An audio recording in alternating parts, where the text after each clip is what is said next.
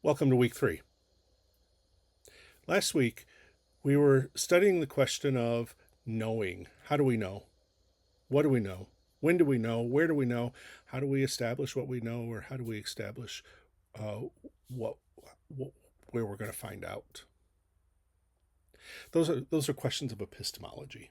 Epistemology is one of those major fields of philosophy that you need to know about, and it's a field that kind of pursues the question of knowledge.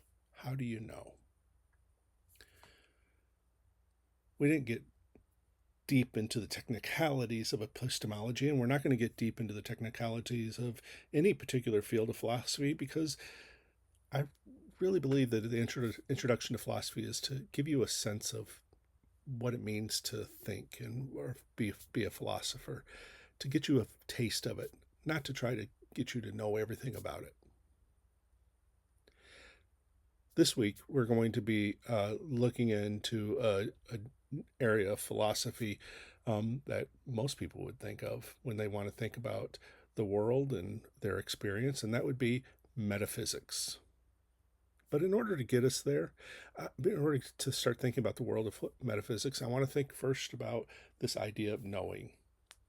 I mean, wouldn't it be great if we had a store we could go to where we would say, okay, I'm going to walk in here and I'm going to buy knowledge of myself. I'm going to buy knowledge of what I've been, or who I am, or what I should do, or where I'm going, or what I will be in the future. Wouldn't that be great? Just a Walmart for the self. In ancient Greece, in Delphi, there was a temple to the god Apollo. Apollo was the god of knowing, but really of study of the arts of doing things with knowledge. And in that temple, there was an oracle, a person who could answer all your questions. If you would come in and say, "What should I have for lunch?" she could tell you. If you would come in and you would ask, "What's going to what's my best major?" she could tell you. If you wanted to go in and say, "I did this when in my relationship, I cheated on my girlfriend. What should I do about it, or what should I think about it?" she would tell you. The oracle answered these kind of questions about who we are or what we know. And she would do that in a way that if you had the privilege to be able to go in there, and privilege usually was bought, if you had the privilege to go into see the Oracle of Delphi, you would ask her a question or ask her minions the question, and they would take the question to her, and they would seek out her answers. And her answers would come through her deep thinking, her deep knowledge, perhaps some spirituality, or maybe just because she took some kind of altered state drugs to get to an answer. And she would present that answer, and then the answer would be presented to you in answer of your question. The interesting thing about the temple of Apollo in Delphi is that on one of the pillars outside the temple, there was written the statement, "Know thyself." That's a pretty interesting statement, and some scholars say that statement on the outside of Temple of Apollo was really there to say, hey, you can come in here and seek out an answer, but the answer is within you. You know yourself. You should know yourself.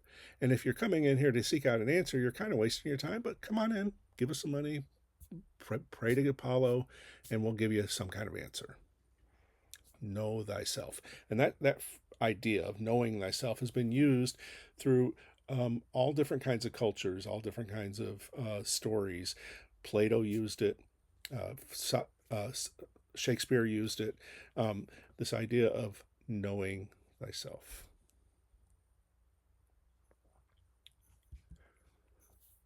One of the first ways we get to know ourselves is through our parents or through our gods. We never question what we know because it's just told to us. This is what you will believe. But we've read some philosophers last week who gave us some different ways of knowing what knowing is, and ultimately of knowing ourselves.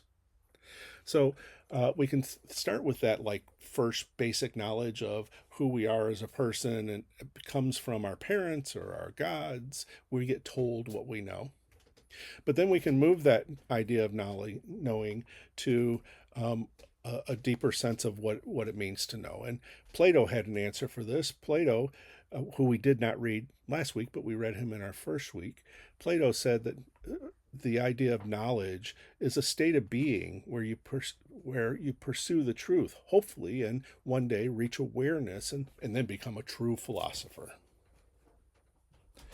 Plato's idea of knowledge was this like entering into this higher realm of being where you have reached awareness through the pursuit of truth. We also watched a video on the vendetta philosophy, and the vendetta. I'll just stop here for a second and just say, I know some things in philosophy. I've studied some things in philosophy, but not every area of philosophy is my expertise. And sometimes when I'm teaching, I'm not trying to give you the exact meaning of the philosophers. I'm more giving you a sense of the ideas and what we can do with them. So I'm going to present vendetta philosophy. It's not my philosophy. It doesn't come from me. And because it's culturally linked, it's important to say that. But I think it's a really cool idea. And what we saw in the vendetta philosophy video was that knowledge is a state that exists outside of the body or the mind. It's something out there. And we get to know knowledge, or what the philosopher in the video called consciousness. We get to know knowledge through the mind and body reaching this state of consciousness, reaching out and becoming this. So while it's a thing that exists before us and outside of us, we can become it when we practice the mind and the body in a way that allows us to reach it. It's essential to say that state of being is different than God or your parents telling you what you're going to be. It is only found through your own experience of body and mind to reach that consciousness. Another area of philosophy that we didn't study deeply, although I did link a video, was the area of skeptics. And the area of skeptics is from ancient Greece as well, but we still have skeptics today. And generally we think of skeptics as being these really dark, cynical people who don't care about truth at all and are just going to question everything, but in a way to kind of show us how stupid we are. But the reality is that skeptics were a field of philosophers who said, you know what? The truth is there is no absolute truth. We can't find the truth. We can't verify the truth. We can't make the truth known to us.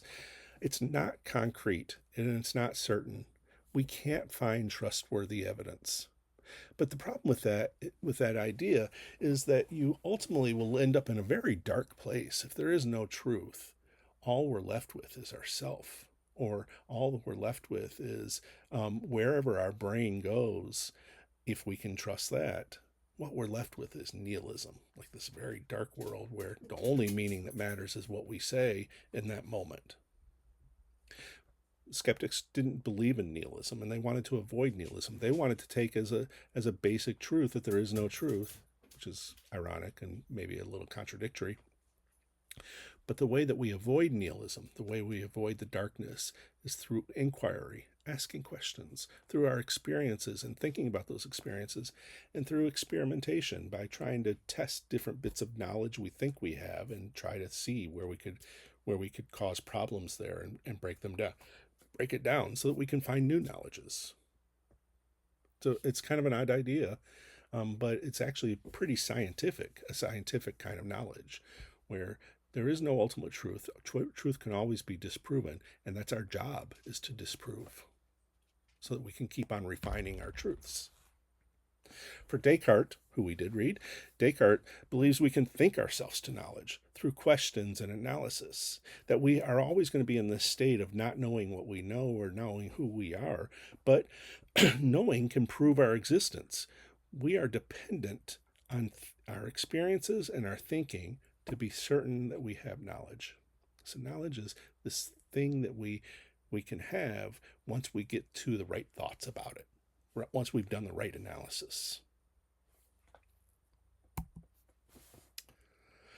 For John Locke, it's a little weird, and especially when it comes to the self and identity. And for Locke wants us to understand that knowledge is contextual and temporal. The self is contextual and temporal, and it can appear like it's not consistent. Who you are one day might not be who you are another day, or who you are when you're at your grandma's may not be the same as who you are when you're at the bar drinking. Knowledge is contextual and temporal, but the only way that we can know that knowledge is real, that it exists, is by maintaining a self within the multiplicity of our experiences, being who you are within all these different spaces. Or in the question of time, if you had a self back then and then you have a self in the future, do you recognize those two? Can the self in the future remember who you were then? This is why maybe babies, well, that rhymed. Maybe babies aren't an entire self. Maybe they don't have knowledge because they can't remember. When you get older, you can't remember who that was. Knowledge for Locke requires this sense of both that our changing experiences are going to affect how we understand ourselves, but there will always be a consistent self. Gloria Anzaldúa comes along, and she has an idea that, some people have knowledge, or some people think they have knowledge. They think they know who they are. But when we think about those who are oppressed, who have less power, who are minorities, well, now, and in particular for Gloria Anzaldúa, that is women, it is Mexicanos, it is lesbians or queer people. It is those people who are sometimes seen as being outside of straight society, normal society, powerful society. So for Anzaldúa, knowledge is inscribed upon the less powerful through the power and privilege of majorities. Knowledge is determined by majorities, and it's put upon us on the less powerful. The self can only develop herself in the borders between those inscriptions by claiming herself space. So you might find yourself caught between this place of being a young adult, right? There are adults who are more powerful, and being a woman, and being a person of color, and you might a person of sexuality that the majority doesn't accept. You might find yourself in one of these spaces, but the only way you can know what is true, who you are, is by establishing your space there and saying, I belong.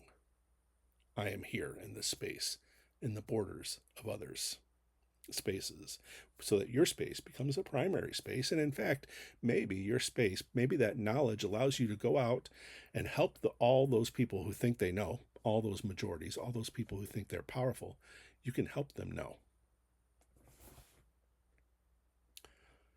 Abigail Thorne comes with another idea, and I think hers is pretty close to Anzaldúa. But the idea is that knowledge is discovery and experience outside of the cultural experience. That is, you have a cultural experience. You have a knowledge that is put upon you by this cultural experience, but in order to really find a knowledge that works for you as an individual, it has to be outside of that cultural experience. You got to find it. And that identity that grows out of that grows out of finding knowledge about the self, and then establishing the self. I messed that sentence up on the PowerPoint. Identity grows out of the finding of knowledge about the self, and then establishing the self as an authority. You become the expert of your own knowledge. So it's a complete reversal of this idea of a God.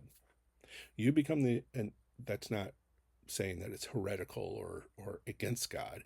It is just that you become the authority of yourself. You become the authority of your knowledge by establishing yourself through the haze of the cultural experience. And for Abigail Thorne, that is, she was born as a male. She was told she is a male. She was told that that was her only experience. And it was only through coming to an identity of herself, a place where she felt comfortable, a place where she felt right, a place where she knew what her world was. It was only through coming to that and establishing that she could actually claim an authoritative self. That's a lot. Those are a lot of different ideas about knowledge. So let's try to think about it this way. How can you know you know?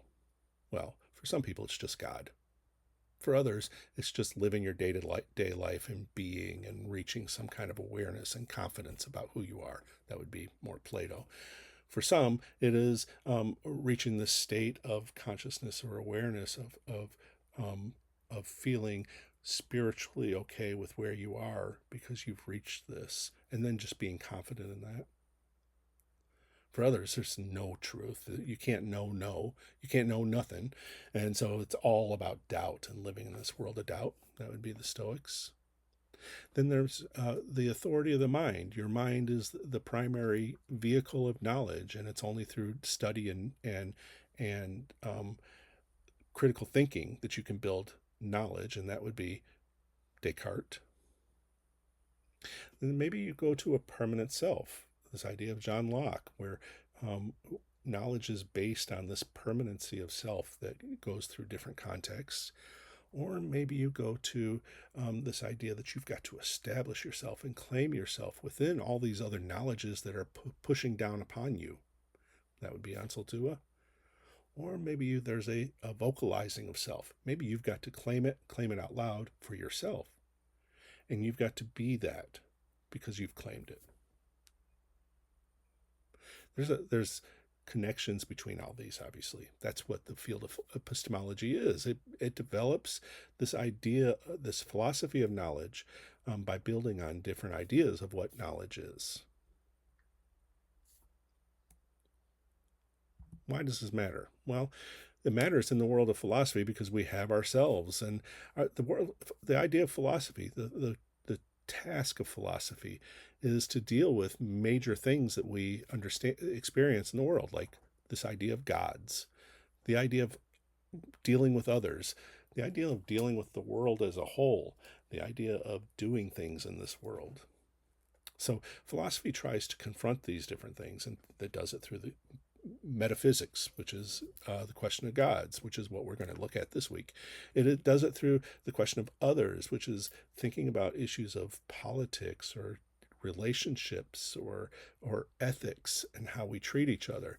It does it through the idea of the world, which is, again, thinking about this larger world, which may be environmental philosophy, or maybe it's political philosophy or educational philosophy, and then thinking about this world of doing, which is the what is meaningful about the things that we do in this world. And that might be field-based philosophy, or it might be ethics, or it might be thinking about the ultimate meaning of the stuff that we do in this world. Philosophy helps us think about those things. It doesn't always help clarify it because philosophers like to talk. As you can tell, my videos are talky. But it can help us find some answers within all these different things in our world that we have to confront as this little baby who grows into the world and has to find a self. I guess the question would be, what do you know? What do you know you know? What do you want to know? And how will you get there? Those are the questions that will help you define yourself. What do you know? For sure. What do you want to know? And how will you get there? Once you start to identify those things, you can start to get a more clear idea of yourself. And that more clear idea of yourself is something that grows over time. I mean, if you ask most adults my age, 50s, late 50s, they've got a pretty good idea of themselves. If you ask adults my daughter's age, who is 37, or I'm sorry, 35, she'd be very angry if she heard me say that. She's 35. If you would ask her how old what her idea of self is, it's starting to form. She's starting to get a very clear idea of herself, but it's just getting established clearly. If you'd asked her when she was 25, she would say, I have no idea who I am. If you ask my son, one of my sons who's 18, what his idea of self is, he would say, I think I'm going to be this. My dad told me I'm this, but I'm trying to see if I might be this. It's still kind of this wide world of possibility. If you ask a baby, they're going to say goo goo gaga. At this point, you're probably somewhere in my daughter's range of age. It is kind of important that you recognize these questions are what you're trying to answer. You're trying to be. And then maybe try to stay true to that idea of self. What I think you'll find is John Locke is not all that wrong. We have a self, an idea of base of knowledge that goes all the way through our lives. But Ansel Duell is not wrong. That our idea of ourself is threatened by other people and other concepts. And Thorne is not wrong, that we've got to be able to establish it and be that confidently. Who are you? What do you want to know? What do you know? What do you want to know? How will you get there? And these are essential questions for being a student. Being a student loses its meaning if we don't answer those questions, if we don't know ourselves. Being a student loses its meaning, and we might get frustrated with being a student because a teacher tells us one thing and we think it's another thing, but we don't have no way to argue that. Or we might get frustrated with being a student because we lose the purpose of our studenthood, of ourself, and we make decisions based on something else, like I want to be successful or I want to have a job. My advice to you is that you be your true self in this class. Who do you want to be? Who are you? Who do you want to be? How are you going to get there? And be that self. Now, ideally, because I think we're all pretty good people. Ideally, I think because we're all interested people, we all want to find new ideas in the world. That true self would make efforts to study in this class, to be a part of this class, to learn what it means to be. Okay. I think that's probably enough for today, other than to say now we're going to go into the idea of metaphysics. What do we know about the world outside of ourselves, the spiritual world? And what do we know about gods? And we're going to go into that world of metaphysics to say, okay, here's one basis of knowledge that people think they have, gods. What does that mean? What does it mean if we understand, if we have a metaphysical experience? So that's this week. I hope you're enjoying this. As always, send me questions. Let me know what's happening with you. And we'll keep on moving along. Have a good week.